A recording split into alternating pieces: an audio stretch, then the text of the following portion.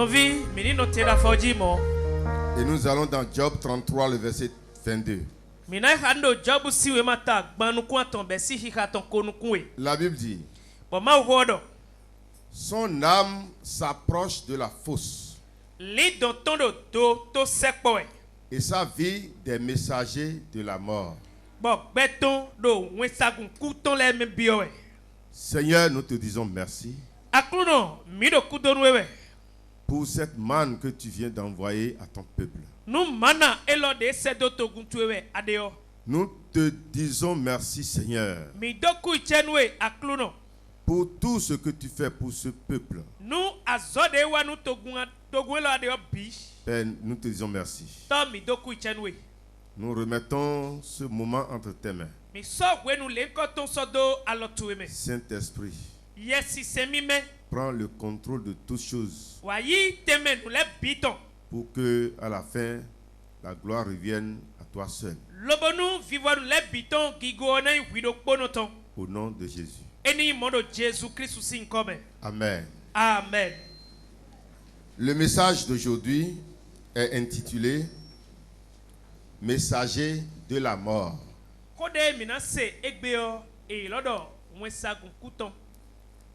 Amen. Amen. Les messagers de la mort.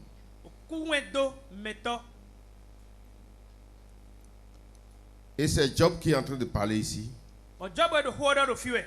Que sa vie s'approche des messagers de la mort. Avant que la mort n'intervienne dans n'importe quel domaine de notre vie, un message de Dieu vient toujours. Sans message, il n'y a pas la mort quelque part. Alléluia. Amen. Avant que la mort ne frappe quelqu'un. Si je parle de la mort, je ne parle pas seulement de la mort physique. Mais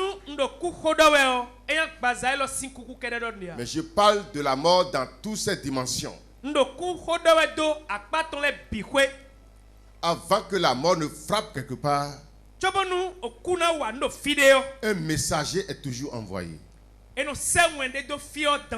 Amen. Amen. Quand il s'agit de la mort physique, vous allez voir que tous les hommes de Dieu qui meurent, il n'y a pas un homme de Dieu qui meurt sans message. Parce que eux, ils sont d'abord réveillés. Et ce que le messager dit, ils écoutent. Ils savent déjà que c'est un message pour eux. Mais pour beaucoup d'autres personnes, quand le messager vient faire son annonce, ils ne comprennent pas le message. Et la mort vient comme si c'est imprévu.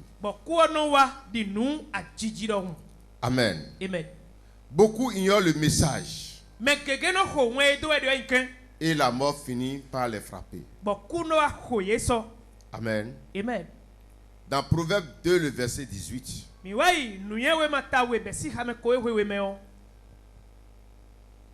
La Bible dit: car sa maison penche vers la mort. Et sa route mène chez les morts.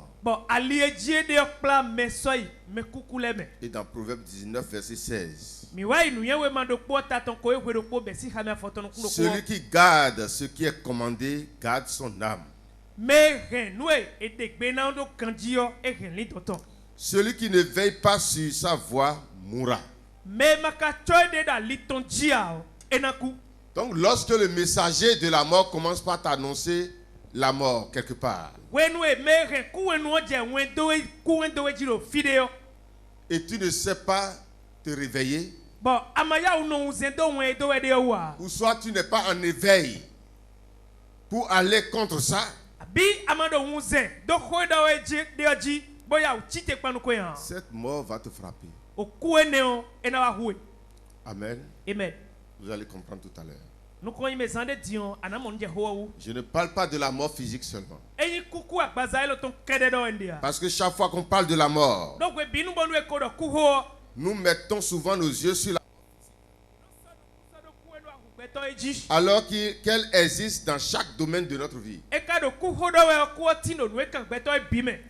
Amen. Amen. La mort concerne chaque domaine de notre vie.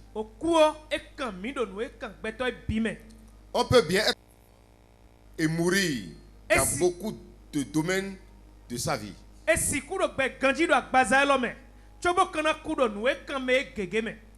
Celui qui dort dans n'importe quel domaine de sa vie doit s'attendre à la mort dans ce domaine.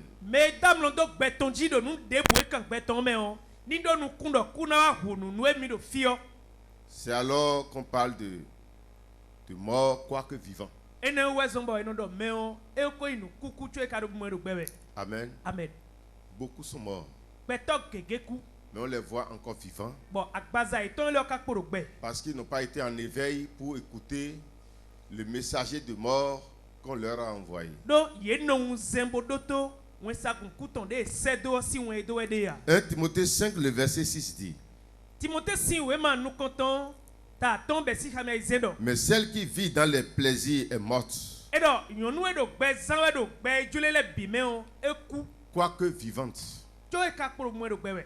Alléluia. Amen. Parce que un vivant ne peut pas vivre comme ça. Elle est parmi les vivants, mais elle vit sa vie dans des plaisirs mondains. Selon Dieu, cette personne-là est déjà morte. Selon la sagesse que Dieu donne aux hommes, ceux-là qui ont reçu cette sagesse-là vont voir celui-là qui vit comme ça, comme quelqu'un qui est mort.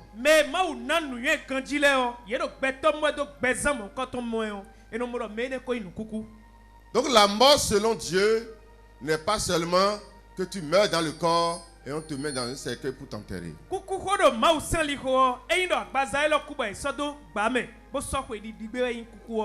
Dans ce sens, le mot veiller ne signifie pas ne pas dormir physiquement. Mais il demande la prudence.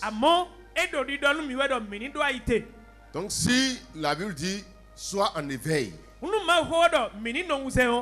ça ne veut pas dire que dans la nuit tu ne veux pas dormir. Ça ne veut pas dire que si tu as sommeil dans la journée tu ne veux pas dormir.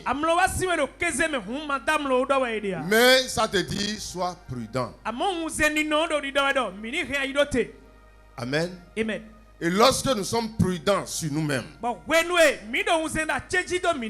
lorsque un messager de mort commence par s'annoncer,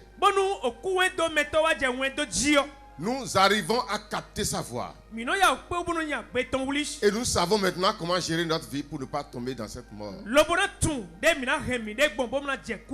Dans Proverbe 11, le verset 14,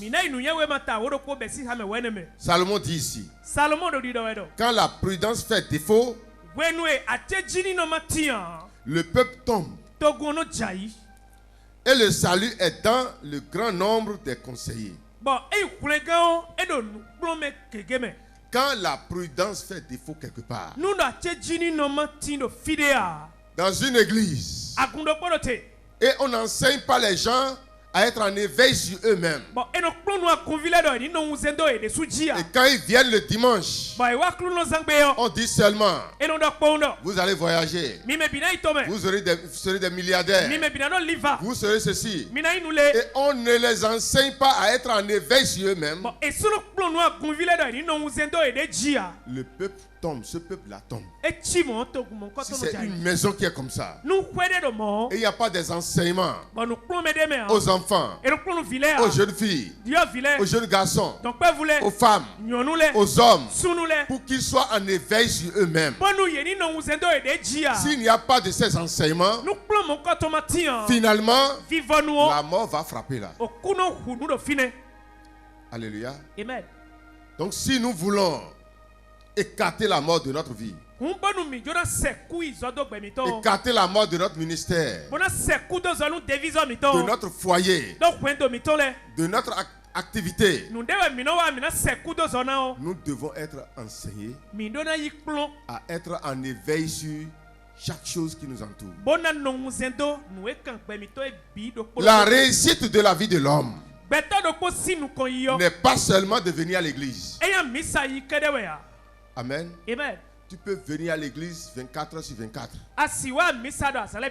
Et la mort va encore frapper ton travail. Et la mort va encore frapper ton foyer. Parce que tu ne te laisses pas enseigner. Amen.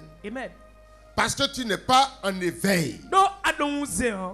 Nous devons prier pour que Dieu réveille nos esprits, qu'il nous donne la sagesse qui vit dans ce monde pour pouvoir réussir. Alléluia. Il faut toujours ça. L'homme doit être conscient de sa propre vie et être prudent dans sa vie, en éveil sur tout ce qui l'entoure. C'est alors qu'il pourra éviter l'esprit de mort. Dans Matthieu 10, le verset 16, Jésus disait: voici, je vous envoie comme des brebis au milieu des loups. Soyez donc prudents, comme le serpent, et simple, comme la prudence, comme la colombe.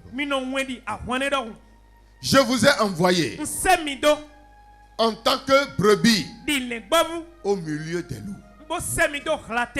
Jésus réveille son église comme ça, par rapport aux gens au milieu desquels ils vivent. Amen. Jusque dans l'église, il y a des loups. Amen. Dans ta maison, il y a des loups. Dans ton service, il y a des loups. Tu ne peux pas passer quelque part dans ce monde sans passer devant les loups. C'est Jésus lui-même qui a dit ça. Et tu dois reconnaître que toi, tu es une brebis. Et pour que tu sois en éveil de ta nature de brebis, la brebis ne peut jamais être libre sans le berger. Si vous ne reconnaissez pas votre nature de brebis, pour être en éveil et être accroché à votre berger, vous serez déçus. La mort va frapper autour de vous. La mort va frapper vos services. La mort va frapper vos foyers. Parce que, étant brebis, tu ne peux jamais te défendre devant le loup.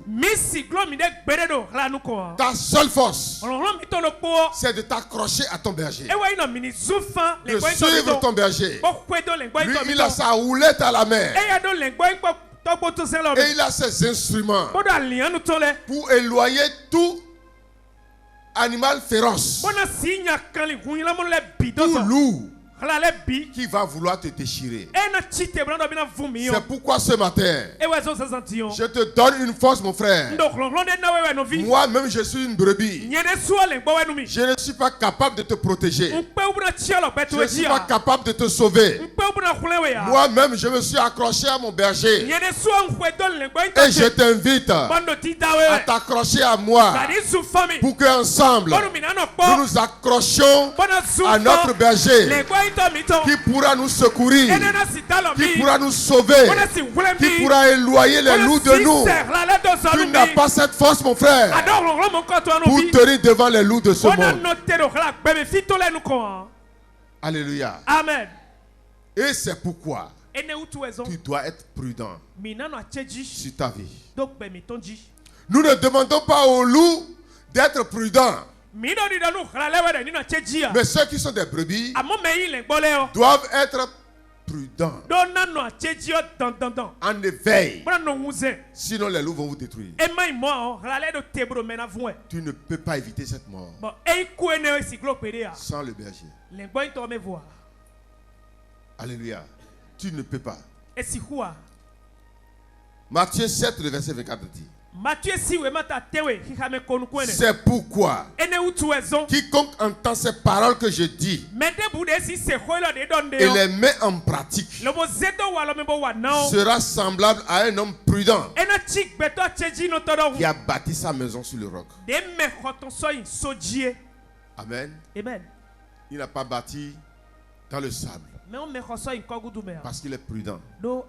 Il sait que le monde est mauvais. Il sait que les hommes sont mauvais. Il sait que le monde est méchant. Et il sait qu'il ne peut pas vivre seul. C'est pourquoi il est allé trouver le rocher. Il sait que sa maison ne peut pas rester seule. C'est pourquoi il a pris le temps pour chercher le rocher avant de bâtir sa maison. Et il est sûr maintenant que le vent peut souffler. Le torrent peut passer. Tout peut arriver contre cette maison. Ça ne va pas tomber. Et mon rocher, c'est Jésus-Christ. Mon rocher, c'est Jésus-Christ. Et je me suis posé sur elle, sur lui. Je me suis posé sur lui. Et je regarde les vents qui soufflent. Alléluia. Amen. Je ne les considère pas. Tant que je suis sur le roc. Alléluia. Amen. Le vent peut souffler n'importe comment. La sorcellerie peut se lever n'importe comment. Les gris-gris peuvent se lever n'importe comment.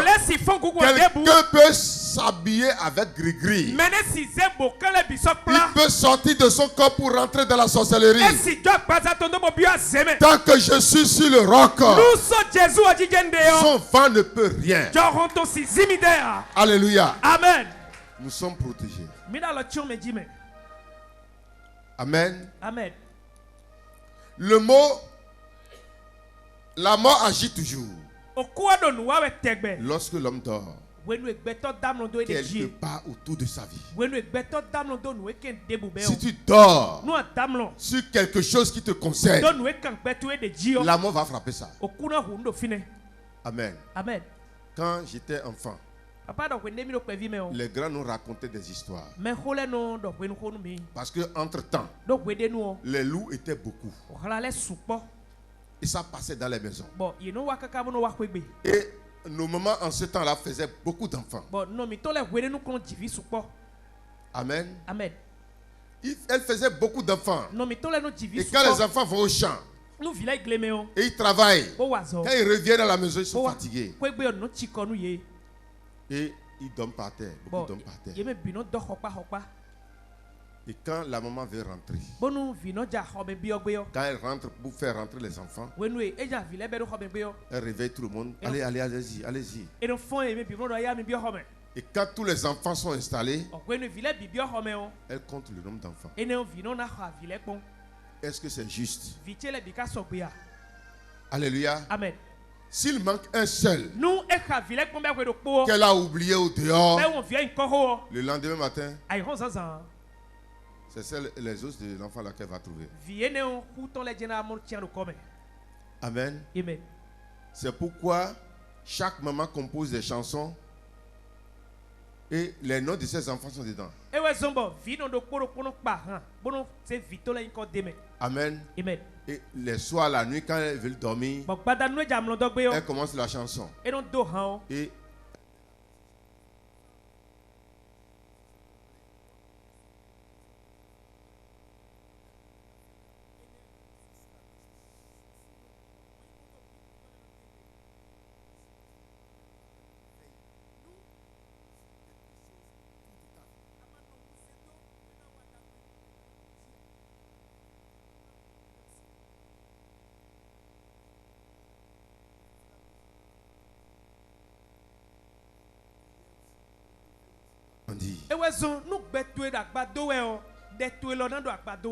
Amen. Amen. Tu dois prier sur chaque département de ta vie.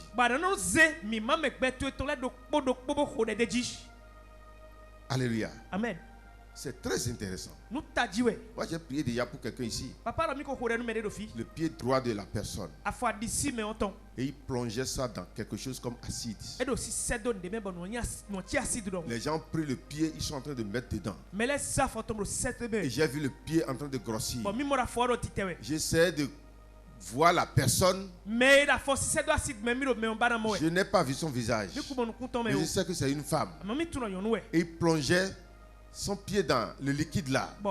Son pied droit. Et le pied a commencé par s'enfler. J'ai commencé à prier sur ça en même temps. Parce que je sais déjà que c'est dans cette église. Sois en éveil. Dis à celui qui est à côté de toi. Alléluia. Amen. Si tu n'es pas en éveil sur quelque chose, la mort va frapper ça. Amen. Amen. L'enfant de Dieu, c'est quelqu'un qui est en éveil. Pour que la mort ne frappe pas les choses à côté de lui. Dans Matthieu 13, le verset 25. Mais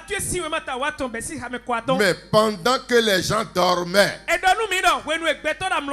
son ennemi vint, sema de livrer parmi les blés.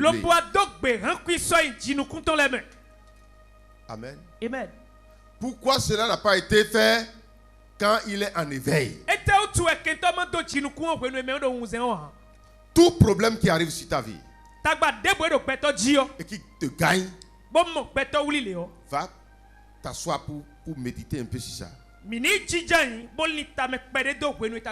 Tu as dormi un peu. Si tu n'as pas dormi un peu, ça ne peut pas arriver sur ta vie. Alléluia. Amen. Le problème que tu as eu dans ta famille, le problème que tu as eu dans ton atelier, le problème que tu as eu dans l'éducation de tes enfants, va t'asseoir un peu pour penser. Tu as dormi un peu. Et c'est ton sommeil que l'ennemi a profité pour amener cette mort dans ta vie. Amen. Amen. Tu dois être en éveil. Ça arrive à tout le monde. Mais c'est parce que nous dormons. Amen. Amen. Le livret parmi notre blé est un symbole de la mort qui peut arriver dans tout domaine de notre vie.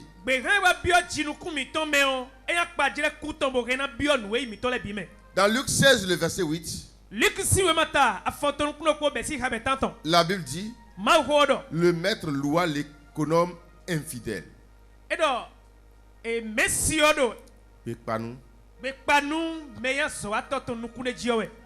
Infidèle.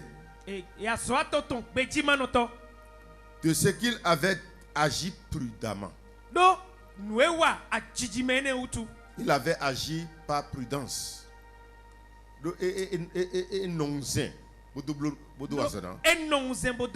N'est-ce pas? Car les enfants de ce siècle sont plus prudents à l'égard de leurs semblables que ne le sont les enfants de lumière. Ici, il s'agit de quoi? C'est le gestionnaire de quelqu'un, d'un grand commerçant qui a dilapidé ses biens. Il a dilapidé les biens de son patron. Amen. Et il sait que le patron viendra lui faire compte. Et si jamais on lui fait compte, on va le renvoyer. Lui sait qui sera renvoyé.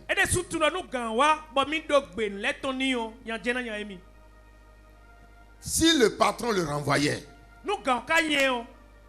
comment allait-il vivre? Il a commencé à penser, qu'est-ce que je peux faire? Oui, ce qui est sûr, le patron va me chasser.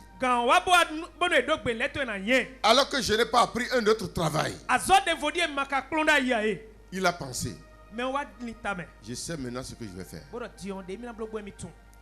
Ceux qui doivent beaucoup d'argent à mon patron, je vais commencer par les inviter. Il a invité quelqu'un qui doit près de 2 millions comme ça au patron. Et vraiment, le patron va me chasser. Tu dois 2 millions, non? Il faut écrire 1 million. Je te laisse 1 million. Celui qui lui doit 1 million, il a dit il faut écrire 500 000. Celui qui a dû 500 000, il dit écrit 250 000. Pourquoi il fait ça? Lorsque le patron va le chasser, ceux à qui il a fait du bien vont le prendre. Et Jésus dit, c'est les gens du monde ça. C'est pas que Jésus apprécie ce que ce mauvais serviteur a fait. Mais il a comparé ça aux chrétiens. Il dit, les chrétiens ne sont pas prudents envers les gens qui les entourent. Et ce sont les chrétiens qui sont les plus trompés dans le monde. Quand quelqu'un dit j'ai un commerce, nous sommes des frères. C'est ça qui trompe les chrétiens. Ah, nous sommes des frères. Ils se laissent voyage. Et on les trompe. On tue leur commerce. On tue leur atelier. Alléluia. Amen. Non, j'ai confié mon travail à un frère en Christ. Et je sais qu'il ne va pas me tromper. Qui t'a dit ça? Même si c'est un frère en Christ. Et si c'est ton entreprise, tu dois être prudent sur ça. Sinon ça va mourir. Alléluia. Amen. C'est pas parce que vous êtes toujours à côté de moi que je vais vous laisser mon ministère et aller dormir.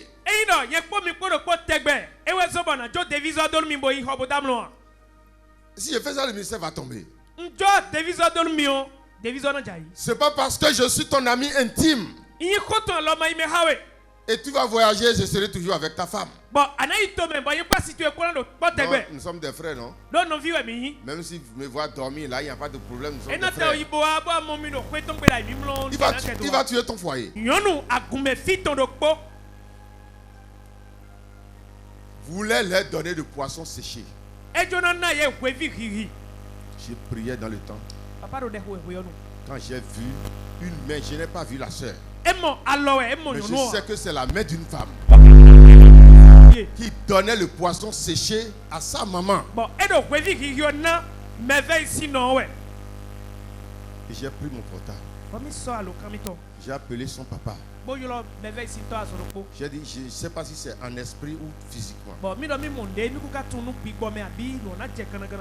J'ai vu les poissons séchés qui sont en train de donner à ta femme pour prendre l'enfant de son ventre. C'est pas un païen. Elle est parmi les anciens de l'église. Si le poisson là arrive, ne mange pas. J'ai parlé dans la même journée. Une soeur d'ici a amené poisson séché à la femme.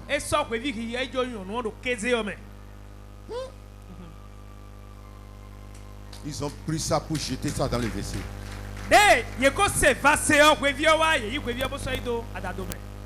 Malgré qu'il soit dans l'église, s'il mangeait ce poisson, l'enfant là allait partir. Alléluia. Amen. Tu dis, je suis dans l'église. Nous sommes frères, sœurs.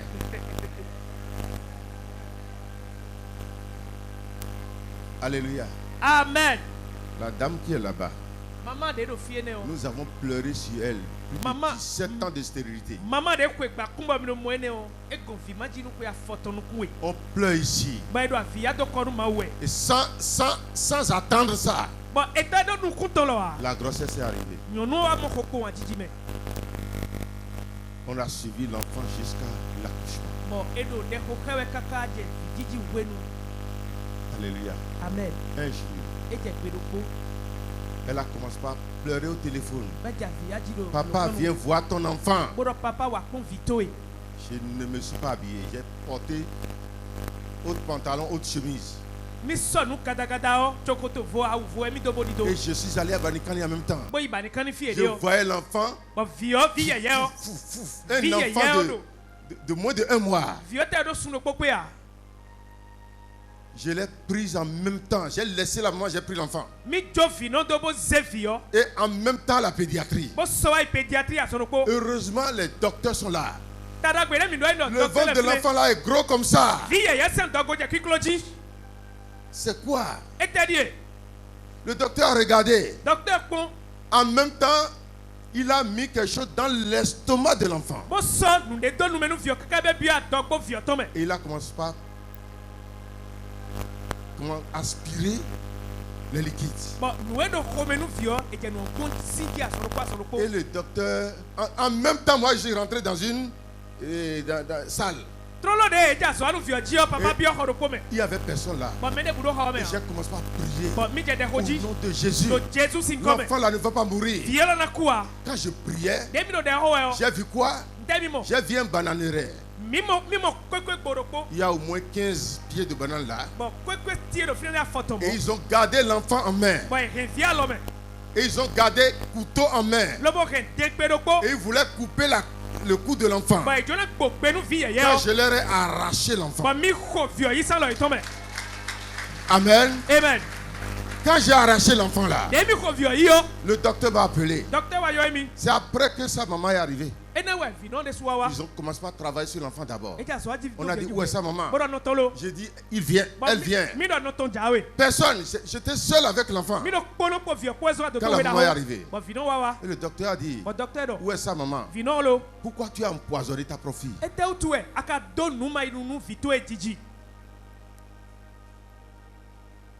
Comment je vais empoisonner ma fille? Je n'ai pas d'enfant dans ma vie. C'est la seule fille que j'ai ça. Comment moi je peux l'empoisonner? Le docteur a dit, voici le poison là. Vous avez empoisonné votre fille. Le docteur a gardé ça. Hey. L'enfant était dans la main de qui? Sa tante. Alléluia. Ça n'a pas été facile avant que l'enfant là ne revienne. Son ventre là, c'est gros comme ballon. Amen. Amen. Si c'était pas qu'on a emmené l'enfant à l'hôpital d'urgence, on perdait l'enfant là. Alléluia. Amen. Des gens peuvent vous tuer physiquement. Ne soyez pas en éveil. Alléluia. Amen. Elle est venue laver l'enfant. Non, vraiment, on ne pensait pas que cette femme allait encore avoir d'enfant. Vraiment, je vais laver l'enfant. Et en lavant l'enfant, il y a toré poison.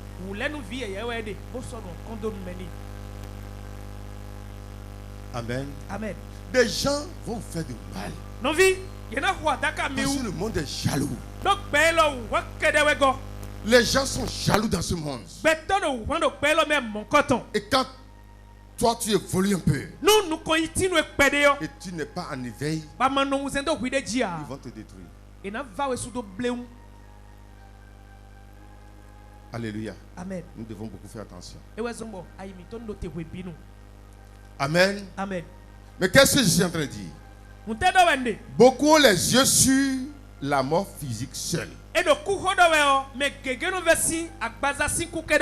ils évitent au maximum de ne pas être tués dans le physique.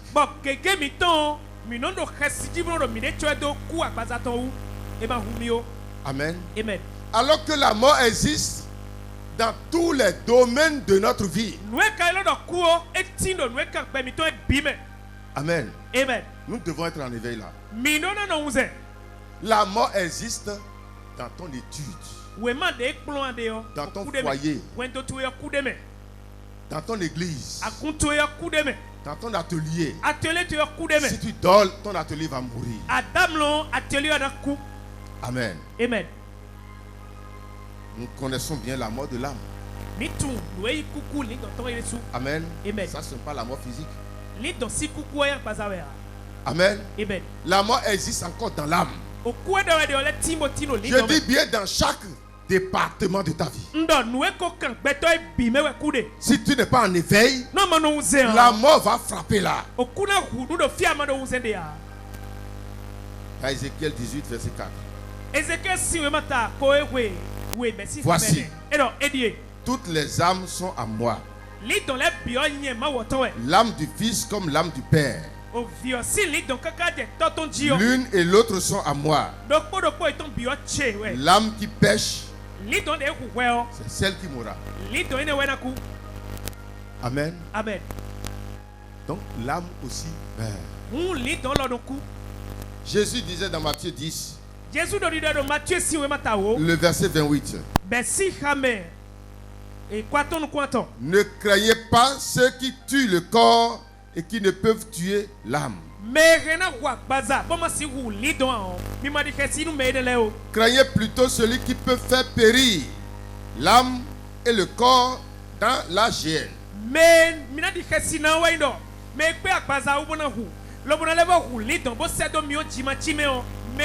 La mort de l'âme, c'est la géhenne. Et Proverbe 31, le verset 27 nous dit, nous parle d'une femme. Une femme réveillée. Une femme sage. Et la Bible dit, elle veille sur tout ce qui se passe dans sa maison. Elle ne veille pas sur son corps seulement pour ne pas être empoisonnée. Elle veille sur tout ce qui se passe dans sa maison. Donc tout ce qui se passe dans ta maison peut te créer la mort. Alléluia. Amen. J'ai reçu un enfant orphelin ici. Je voulais faire le travail de Dieu. Il n'a pas de père. Il n'a pas de mère. J'ai dit, si je fais ça, Dieu va me bénir. Je l'ai déposé auprès de quelqu'un à Natitengu. En un mois, la personne est déjà paralysée.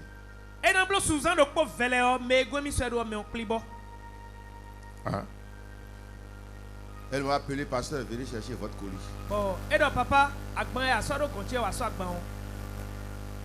Et je l'ai retiré. On a prié pour la dame. Et le mal est parti. J'ai dit d'accord, je vais amener le monsieur chez moi ici. Nous avons quitté Natitengu pour dormir à Djougou. Et le matin, on a quitté Djougou. Sur le chemin, j'ai tué plus de 10 moutons. Des fois, je fais, c'est-à-dire en dépassant, c'est-à-dire l'animal quitte d'abord le chemin et je sais que le chemin est libre. Arrivé à son niveau, il rentre encore sur le véhicule.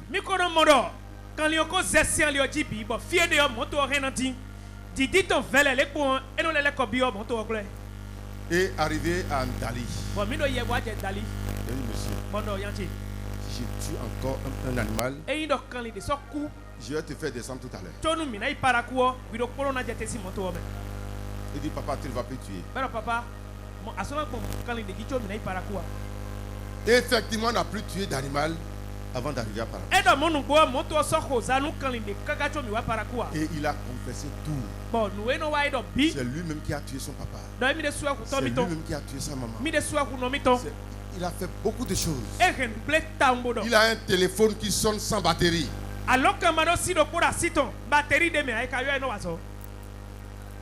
Nous avons pris le téléphone, on a mis ça dans WC, on a poussé en bas.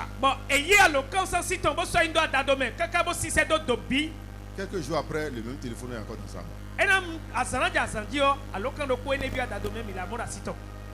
Et il dit que ce n'est pas un simple téléphone. On a travaillé avec lui ici. J'ai payé l'argent pour son école. Je l'ai inscrit à l'école de santé. Et je payais l'argent. Je payais sa scolarité. L'enfant là est dans ma maison ici, il fait magie. Et il a son association dans l'église en ce temps. Moi, je ne savais rien, je sais qu'il a déjà tout abandonné. Il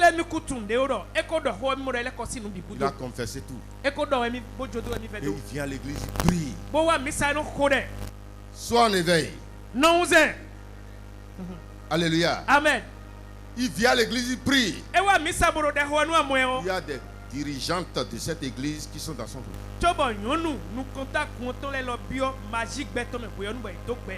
Je ne sais rien. Il a fait magie jusqu'à un militaire lui a payé engin.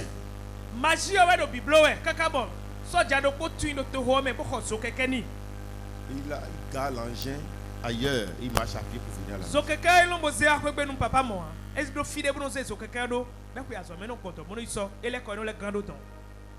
Moi, je lui donne l'argent d'école. Amen. Je ne savais rien. Amen. Amen. Il est dans ma maison ici, il va à la morgue pour prendre l'eau de cadavre. Garder dans des bidons. Moi je vois l'eau là, je ne sais pas que c'est l'eau de cadavre.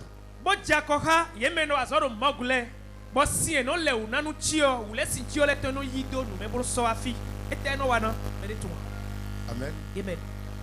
Quand nous sommes en train de prier, lui monte sur l'étage. Nous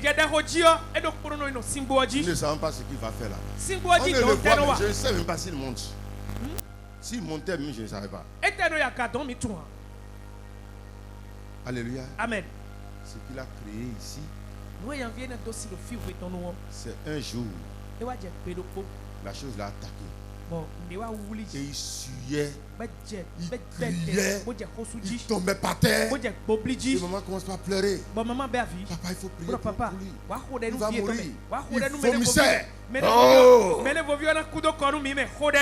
dis, je ne prie pas. Il a continué comme ça. Quand les secrets commencent par sortir. Il dit qu'il a cherché mes racines. Moi qui dépends sur toi. Plus de 400 000 par an. Et tu n'es pas mon enfant. Je fais ça à cause de Dieu. Et tu dis que tu cherches ma racine. Et si tu trouvais ma racine? Alléluia. Amen. Et il a commencé à citer. Notre patronne là, c'est elle. Notre chef là, moi je suis le grand chef. D'ici je vais en Côte d'Ivoire, je reviens. Je vais au Gabon, je reviens.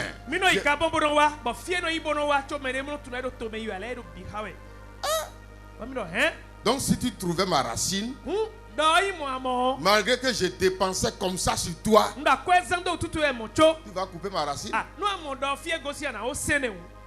Mais on ne trouve pas la racine de Jésus. Alléluia. Amen.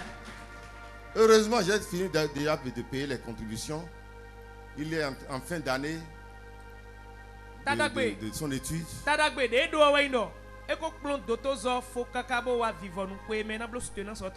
Amen. Amen. Et je l'ai libéré.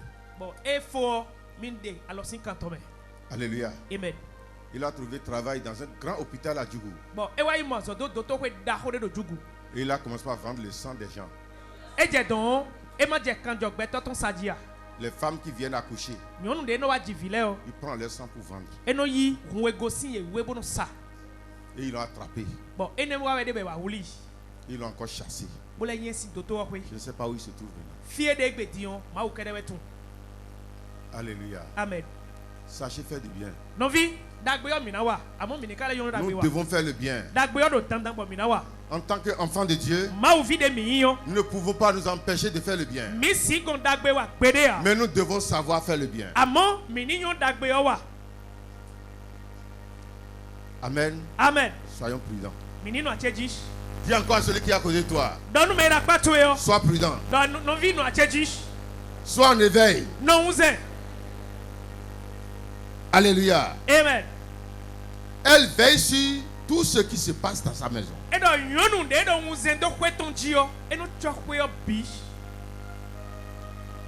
Sur son foyer. Si c'est un pasteur, il veille sur son ministère. Il veille sur ses activités. Les messages de la mort peuvent être de beaucoup de catégories. Je vais en citer 7. Qui sont les messages de la mort. Parce que je suis sur les messagers de la mort.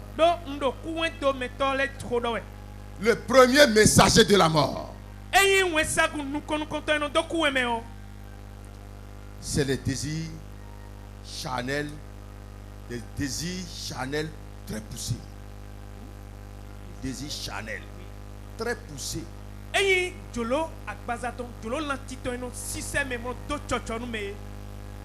Ce que Dieu ne veut pas. Ton corps commence par désirer. Ton cœur commence par te pousser sur ça. Et ça chauffe dans ton cœur. Un messager est en train de parler. Et c'est le messager de la mort. Si tu commences par sentir ça, c'est chaud. Ça brûle ton cœur. Et ça te pousse sur quelque chose que Dieu ne veut pas. Il faut savoir que le messager est venu vers toi. David. Avec la femme de Uri. Ce grand David, un ami de Dieu, celui qui prêche la parole de Dieu pour dire qu'on ne doit pas chercher la femme d'autrui. Il se promenait sur son étage. Regardez le temps que David a fait avec Dieu. Le temps qu'il a fait avec Dieu. Est-ce que ce grand homme de Dieu peut tomber encore dans ça? Moi j'ai déjà fait 40 ans. Il a fait 20 ans. Il a fait 10 ans dans l'église. Et tu dis encore que je vais tomber? Non, je ne peux plus jamais tomber. La parole de Dieu dit que celui qui est debout fasse attention, qu'il prenne garde de lui-même. Si tu es debout, dis merci Jésus. Et dis encore Seigneur, garde-moi toujours debout. Alléluia. Amen. Sinon l'ennemi va te renverser. David pouvait marier n'importe quelle femme qu'il voulait. Parce que c'est lui le roi d'Israël. Mais son soldat, son général de guerre, qui lutte, qui est même sur le front, en train de défendre son royaume, c'est sa femme qu'il a encore trouvée. Et il voit la femme qui est devenue plus belle. Lui, il était sur son étage. Et il regarde la femme se laver. Est-ce que la femme sait que quelqu'un est en train de la surveiller?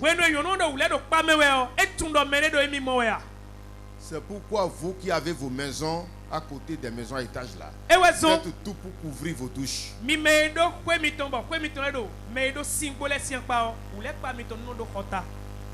Sinon c'est grave.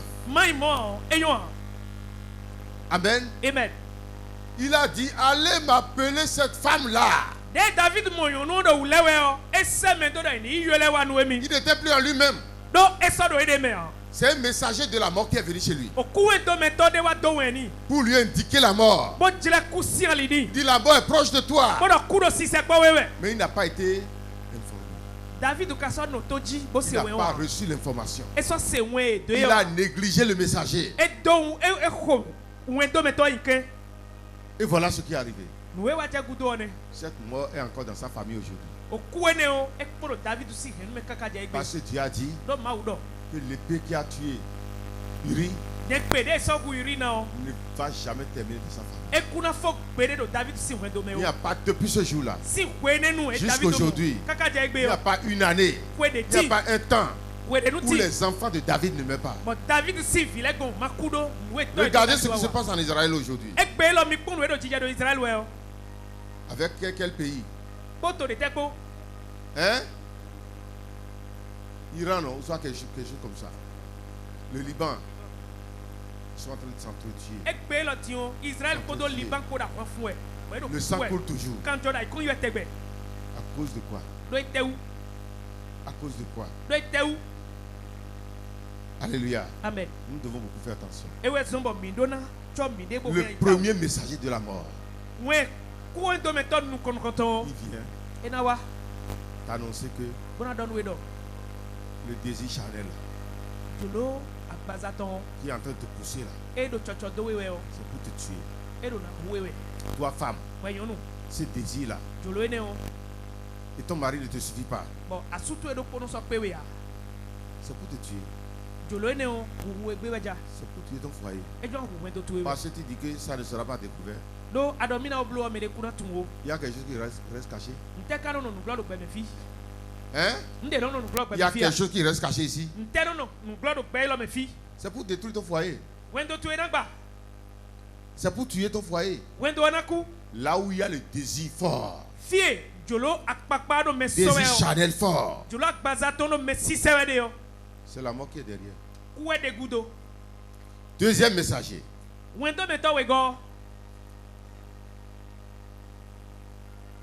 C'est les messagers qui viennent dans les rêves et dans les visions.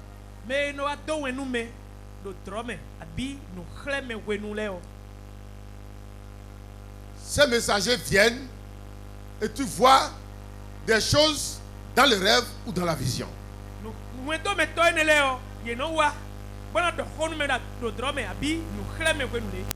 Peut-être que ce n'est pas une parole audible. Mais tu vas commencer par voir les gens qui sont déjà morts. Soit tu seras en train de manger avec quelqu'un qui est mort. Et tu vas te demander, mais la personne là est déjà morte, non? Et pourquoi nous sommes en train de manger ensemble? Et tu vas te réveiller.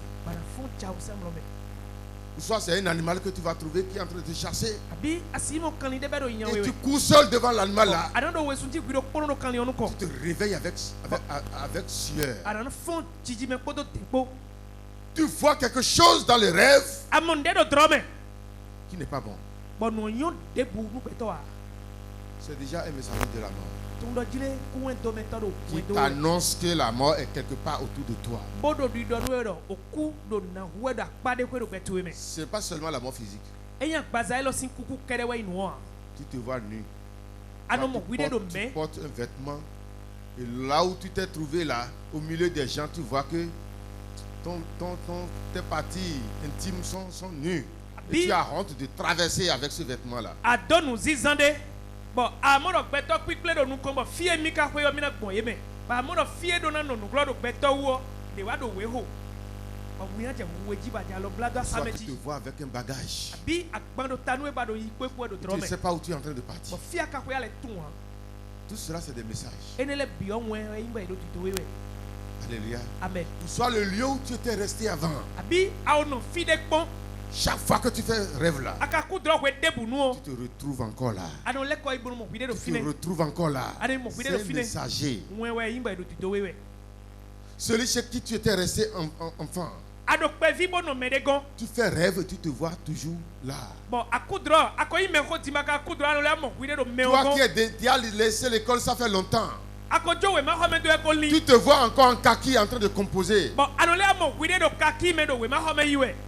C'est des messagers.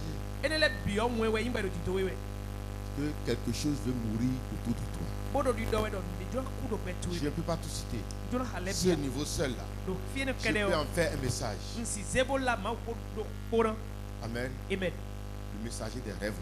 Il y a beaucoup de choses à se dire. Alléluia. Amen. Et lorsque tu commences par constater ces choses-là, et tu ne sais pas déjà que c'est la mort qui veut frapper quelque part dans ta vie, ça va arriver. Alléluia. Amen. Donc ce message vient dans les rêves, dans les visions. Tout à l'heure maintenant, on m'a montré une femme. C'est déjà la mort. C'est un messager de la mort. Cette femme-là, avec ce pied-là, ne peut pas vivre. Et si Dieu me révèle ça, et je ne fais rien, je laisse ça comme ça, et elle meurt, même si je ne la connais pas, Dieu va me demander son sang. C'est comme ça que toi aussi tu rêves sur des personnes. Et tu dis, ah, il n'y a pas de problème. Quand Dieu te montre qu'un malheur va frapper la personne, avant d'aller dire ça à la personne, mets-toi à genoux. Intercède pour lui d'abord. Intercède pour elle. Seigneur, ce que je viens de voir là, au nom de Jésus, tous plan que l'ennemi a fait contre cette vie, je détruis ce plan là.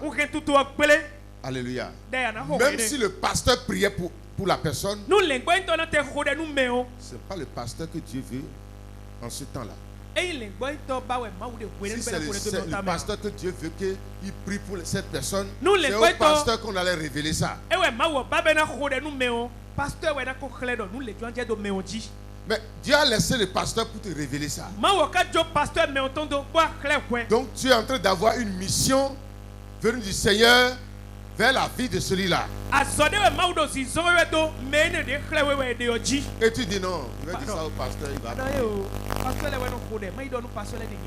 Si la chose arrive sur la personne, Dieu va te demander son sang.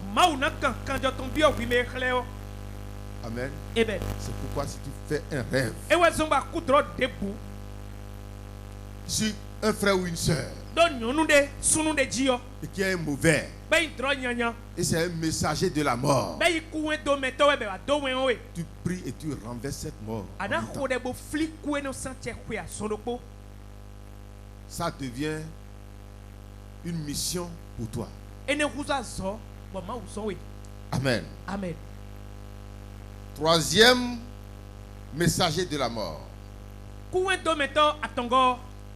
Les événements significatifs.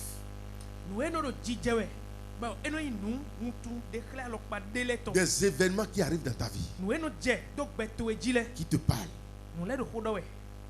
Amen. Amen. Des événements. Bon, nous étions allés au mariage d'un pasteur. Et ils ont déposé la fleur à côté du podium, sur le podium.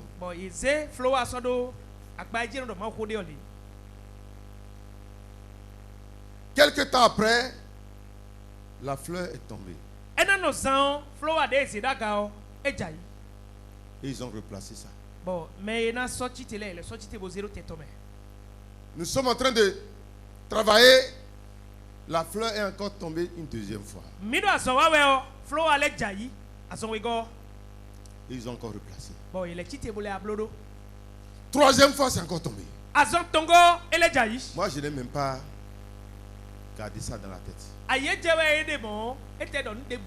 quand on a quitté le mariage, je revenais avec maman. Et maman m'a posé la question.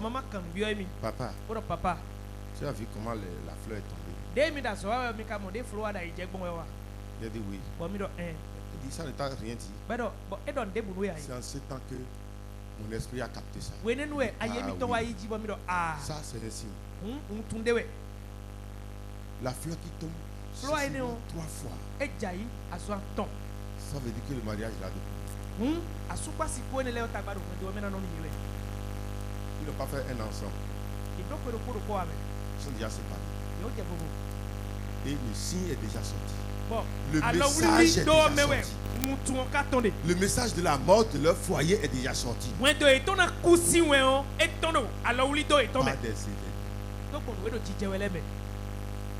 Amen. Amen. Les gens de ce monde connaissent déjà certaines choses. Quand un païen voit un événement qui indique la mort, lui c'est en même temps. S'il sort et il rencontre un rat géant dans la journée, lui sait déjà ce qu'il y a là. C'est un messager de la mort. Quelque chose va se passer. Alléluia. Amen.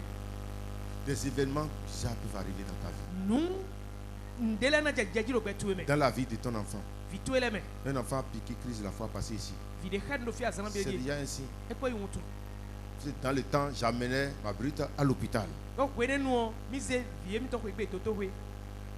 Amen. Amen. Et c'est dans le même temps que l'enfant a piqué crise. Alors j'ai été avec moi. Il n'y avait plus personne. Heureusement, le frère Mathias est arrivé. Et il y a les enfants ici. Et ensemble, ils ont commencé à prier sur l'enfant. Et elle s'est réveillée. L'enfant s'est réveillé. Mais ce qui s'est passé là, c'est un message. Et si les parents de l'enfant là ne se mettent pas en éveil pour savoir que ce qui s'est passé, c'est un message, c'est grave alors. Nous avons des messages autour de nous qui nous indiquent qu'il y a une mort qui se prépare. Et on croise encore les bras pour dire qu'il n'y a rien.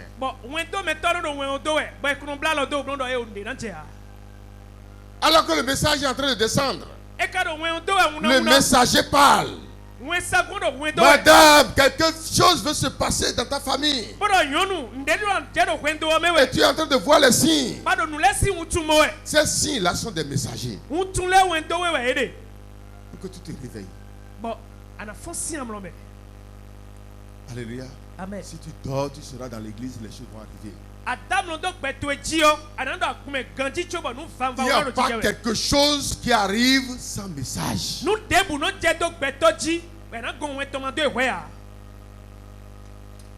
Alléluia. Amen. Il a pris son engin le matin. L'engin s'est percé. Il a collé. Ça c'est encore percé. Il est allé changer la chambre à air. Aussitôt changé, il est passé sur encore sur une pointe. Et il ne peut pas s'arrêter pour dire qu'est-ce qui ne va pas? Qu'est-ce qui ne va pas? Alléluia. Amen. C'est comme Balaam ça. Le messager de la mort lui parle.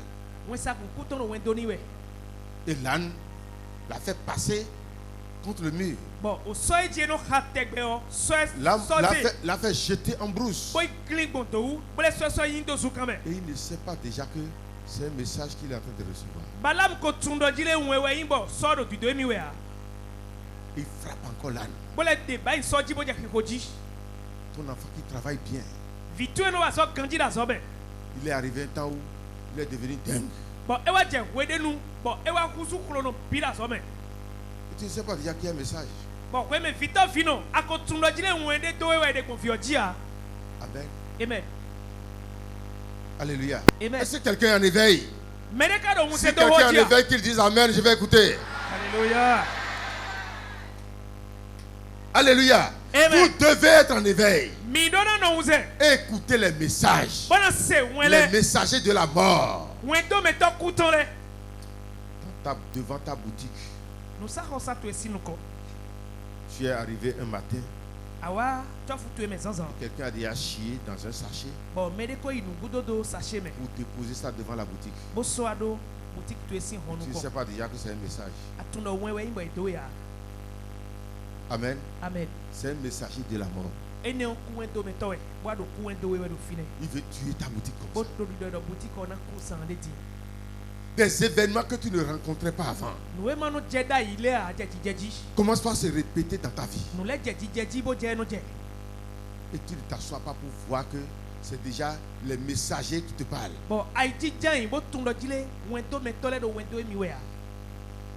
La mort va te frapper. La mort va frapper ton foyer. La mort va frapper le mariage de tes enfants. Amen. Amen. Parce que tu as fermé les yeux au message. Daniel, voyant la mort de son ministère, a redoublé sa vie de prière. C'est un message pour lui. Quand les gens se sont regroupés pour dire on ne doit plus prier autre personne que le roi, David voit déjà le message dedans. Ce qui arrive là, c'est pour tuer mon ministère. C'est à cause de moi cette loi-là est sortie. Parce que ma force est dans l'adoration de mon Dieu. Ma force est dans la prière. Et la loi qui vient maintenant, ça va contre ma prière. Si je ne redouble pas ma vie de prière, c'est un message de mort qui est arrivé. David a su gérer sa vie vis-à-vis de ça. Les disciples aussi. Dans Acte 6, le verset 2. Les 12 convoquaient la multitude des disciples et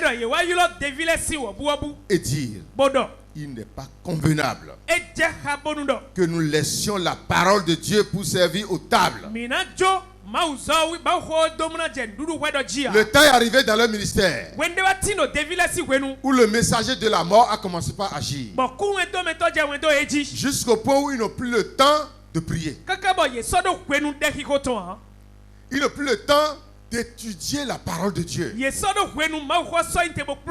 Les événements comme ça se répètent. Il n'y a pas de temps. Il n'y a pas de temps. Il n'y a pas de temps. Ça tombe dans le temps de Dieu. Les disciples ont dit: si ça continue comme ça, notre ministère allait mourir. Est-ce que un homme peut dire: si ça commence comme ça, mon atelier va mourir?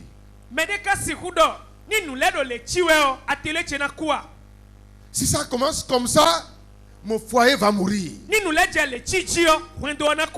Si ça continue comme ça, mon champ va se gâter.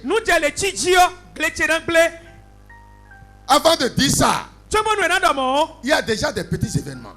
N'est-ce pas? On dit: si ça continue de cette manière, demain ne sera pas bon. Et à partir de ça, on se réveille. Et on reprend une autre vie. Pour que ça ne continue pas comme ça.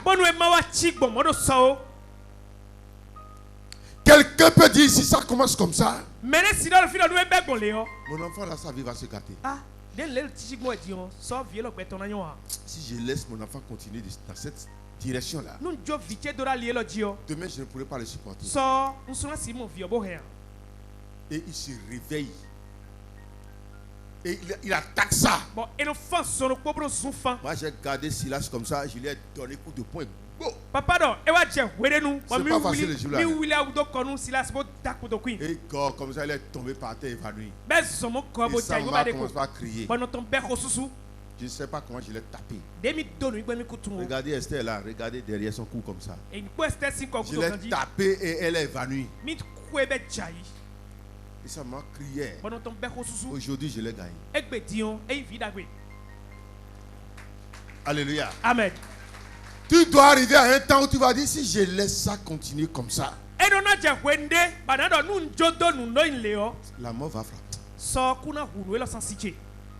Il faut que j'agisse. Si ce temps-là arrive et tu ne réagis pas, la mort va frapper. Alléluia. Amen. C'est le troisième point, non? Les événements qui arrivent. Il y a certains événements qui vont te réveiller. Ah, réveille-toi. Ça ne va pas. Réveille-toi, sinon la mort va frapper. La mort va frapper ta boutique. Réveille-toi. Alléluia. Amen. Le chrétien croise les bras et dit non, Dieu est là. Alors qu'il a déjà envoyé le messager de la mort. Il dit la mort vient. Réveille-toi. Ne dors pas. Si tu dors, la mort va frapper. Et tu croises les bras. Alléluia. Amen. Ça va arriver. Amen. Amen. Quatrième point. Un comportement significatif. J'ai parlé des événements. Et après les événements, maintenant, j'ai parlé de comportement. Tu es avec la personne. Et tu as vu qu'il a commencé à changer. Comment il riait avec toi. Comment il parlait avec toi. Les choses commencent à changer. Et tu ne sais pas déjà qu'une mort se prépare. Son comportement commence à changer. Sa parole commence à changer. Cette démarche commence à changer. Tu ne sais pas que quelque chose se prépare déjà. Alléluia. Amen. Un bon flatteur vit aux dépens de celui qui l'écoute. Si je suis en train de vous parler comme ça, j'enseigne ça au pasteur. J'enseigne ça au pasteur. Je sais que vous m'écoutez. Ce que je vous dis maintenant vous intéresse. Si je vois déjà que dans votre visage,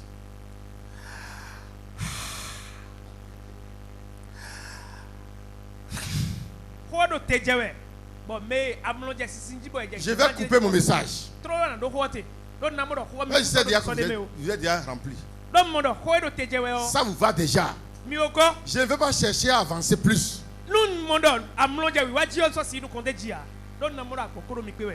Mais en prêchant, je vous regarde. Même les dirigeants, je sais qu'ils sont en train de manger. N'est-ce pas? Acclamez pour vous-même. Alléluia. Amen. Si je vois en vous déjà que ça ne va pas, c'est pas quelqu'un qui va aller là-bas pour me dire, pasteur, tais-toi. Non, je sens déjà sur vous.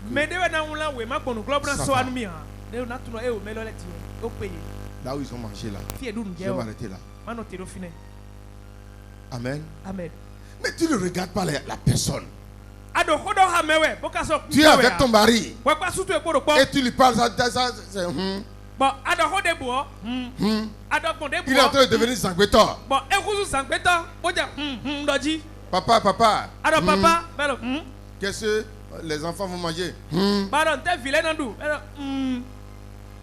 Et tu ne sais pas déjà que quelque chose ne va pas. Il y a un message de mort dans un foyer qui s'annonce. Mais il faut agir.